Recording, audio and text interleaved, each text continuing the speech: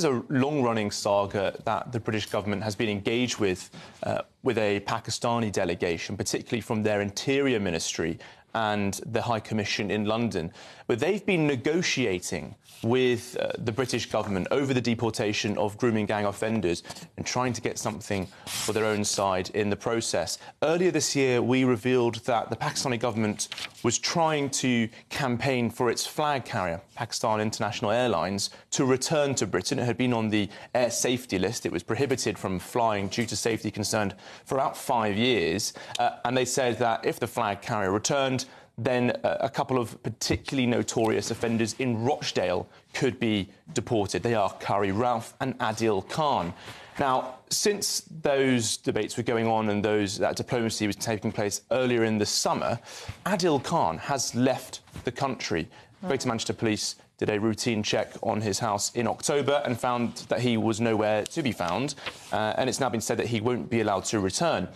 And also the airline has resumed flights. What we're hearing now from Whitehall sources is that over the last few months, the Pakistani side have now changed their demand from the British government that they will only accept these deportations if a couple of political dissidents in London, a former minister and a prominent campaigner, are extradited to Pakistan. Now, it's long-running policy in Britain that they neither confirm nor deny the government when an extradition request has been made. But our sources have told GB News that this has been part of a long-running piece of diplomacy.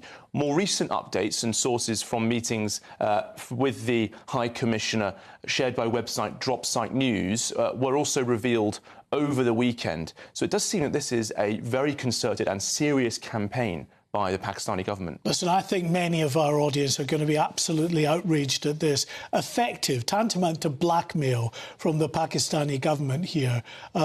Isn't it really about time that the British government gets tougher with Islamabad and says, you know, if you want to play hardball here, we are going to get really tough in terms of the visas, much more valuable to Pakistan than it is for the other way of operating. Absolutely. All that fury could be matched with action by this government. And so far, it seems they've been more cautious and engaged with this diplomacy quietly in the background. We know that David Lammy and Hamish Faulkner, high level, the highest level of delegation you could possibly have, met with the Pakistani side about this ongoing diplomacy about deportations earlier this year. But it seems as though the Pakistani side in Islamabad are just taking this government for mugs, because there hasn't been that threat on the other side to say, we'll stop foreign aid, we'll apply a visa ban, powers available to them under the Nationality and Borders Act, introduced by the last government, but never used by the last government. So those powers are there. We have heard Shabana Mahmood